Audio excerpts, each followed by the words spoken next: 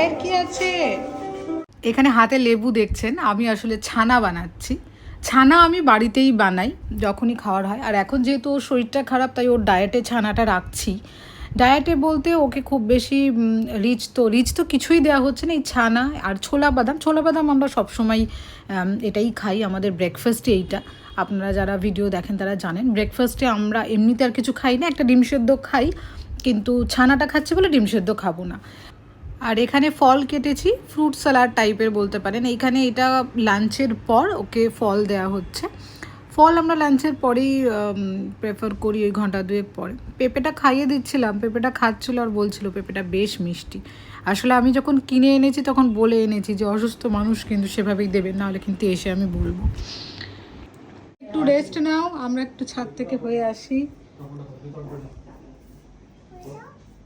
চলো, তুমি একা একা পড়তে পারো না?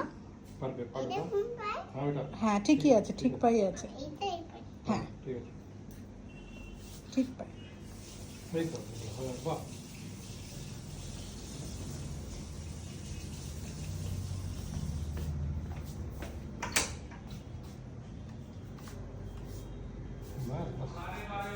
বিকালবেলা বাপি মা আর বাবু এসছে, তো আমরা এখন একটু ছাদে যাচ্ছি বাবুকে জাস্ট একটু ঘোরানোর জন্য। তারপর এসে আজকে একটু বানাবো চিকেন স্টু, কারণ আমরা ডিনারে ওইটাই খাবো। আর বাপি মা এসে একসাথে সবাই মিলে খেয়ে নেব। ছাদে গিয়ে বাবুকে আর রাখে কে, ওফ যা মজা করছিল।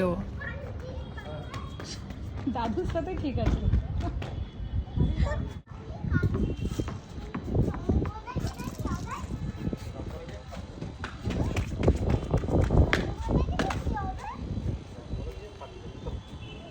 কি বলছো বাবু?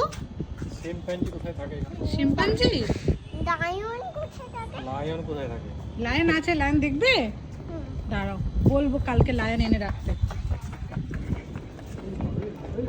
কি দৌড়, কি দৌড়, কি দৌড়! ওরে বাপরে বাপ, ওরে বাপরে বাপ!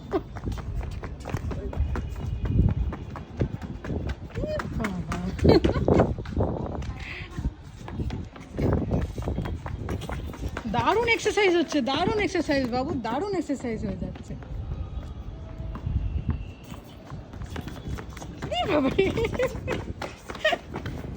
আজকে যেহেতু বললামই আপনাদের যে এখন আমি স্টু বানাবো, আজকে ডিনারে এটাই, সবাই মিলে আমরা এটাই খাবো। আর বাবুর খাবার আর আমাদের ওর খাবার এখন একই হয়ে গেছে, আর এগুলো হেলদিও। তো আমি গোলমরিচ দিচ্ছি কারণ একেবারেই লঙ্কা দেবো না। চিকেনের পিসগুলো এইরকম সাইজের করে নিয়েছি, এটা দেখতেই পাচ্ছেন, একটু হাড় মতনও দিয়েছি। একটু দই দিয়ে দিচ্ছি, দইটা আমি দিই চিকেন স্টুতে, অনেকে ইউজ করে না, বাট আমার ভালো লাগে। এখানে শুকনো খোলায় একটু গোলমরিচটা টেলে নিচ্ছি, তারপরে এটাকে একটু গুঁড়ো করে নেবো। আর এই যে পেঁপেটা আমি একটু র্যাপ করে রাখছি, তাহলে একটু ভালো থাকে। এদিকে কথা বলতে বলতে চলে আসলো আমাদের ব্লিঙ্কিট থেকে এসব। এখানে একটা মাল্টিগ্রেন ব্রেড নিয়েছি, আর ওইখানে রয়েছে আপনার গাজর প্রায় শেষ হয়েই এসছে, ওই জন্য গাজরও নিয়ে নিলাম। আর এইখানে এই যে একটা মিক্স, মানে কাজু, আমন্ড, পিস্তা সব মিক্স রয়েছে।